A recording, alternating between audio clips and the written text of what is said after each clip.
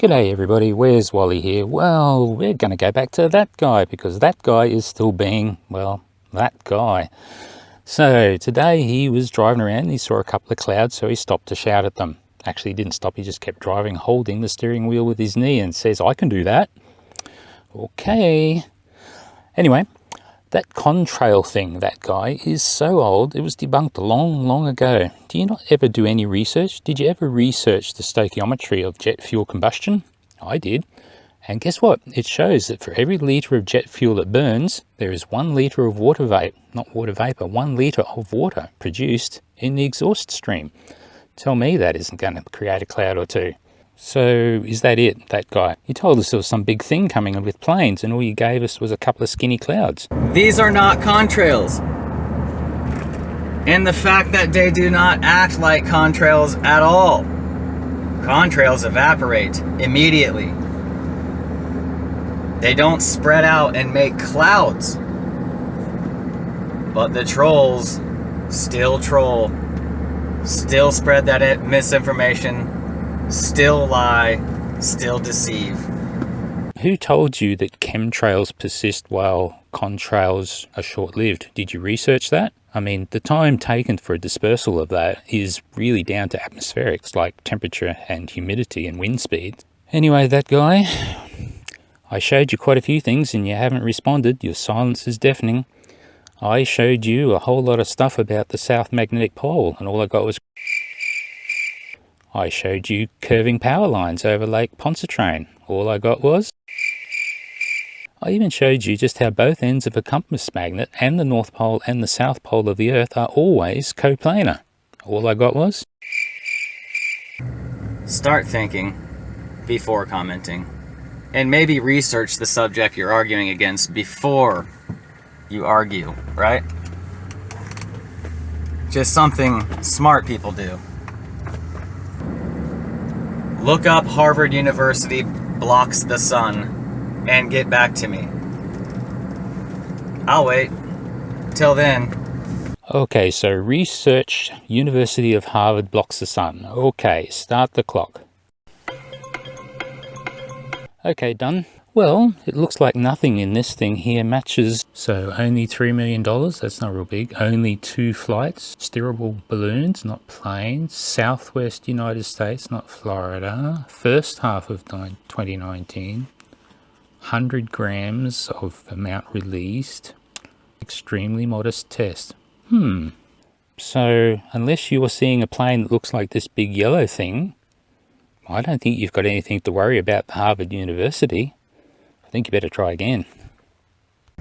And maybe research the subject you're arguing against before you argue, right? Just something smart people do. Science is testing the observed natural phenomenon. Vacuums aren't natural. You know, saying that a vacuum isn't natural is just like SpongeBob SquarePants saying that air isn't natural.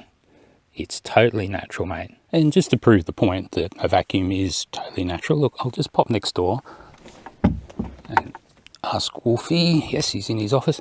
Hey, Wolfie, what is the percentage of vacuum outside the plane at 47,000 feet? You know, if you compare that to down at the ground level. Up at 47,000 feet, the outside air pressure is less than 2 psi. Yeah. And that is just 13% of what we experience at ground level, 14.7 psi.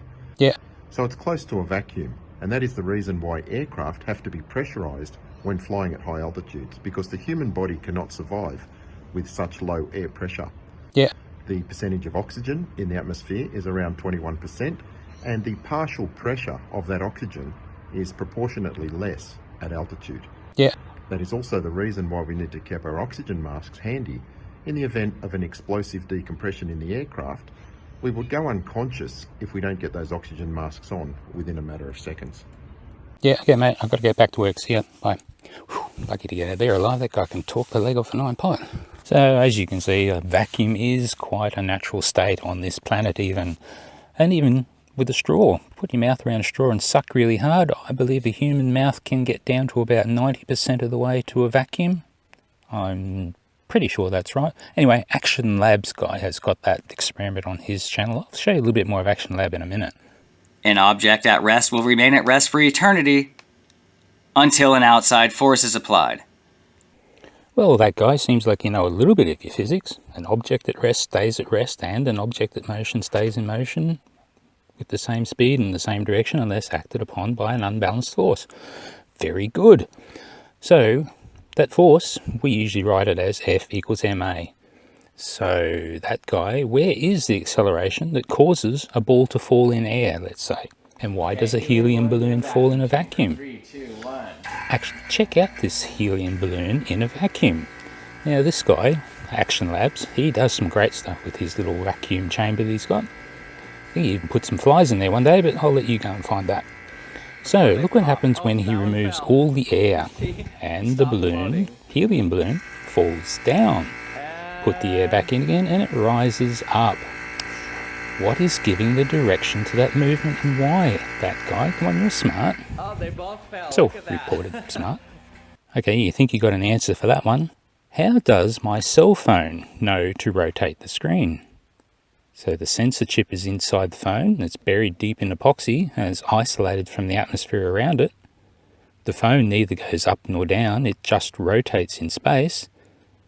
And yet the phone knows which way's up, which way's down. That is due to gravity. Just doing a little comment check-in again. And finally, that guy, when you do those segments where you're reading comments, it is so confusing. Can you please put on a conspiracy cat's-like silly voice so I know who is you? Make you the silly voice, it'll make more sense logically that way.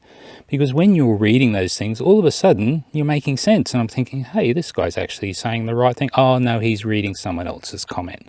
So please, make the silly voice yours and normal voice someone or the other people, okay?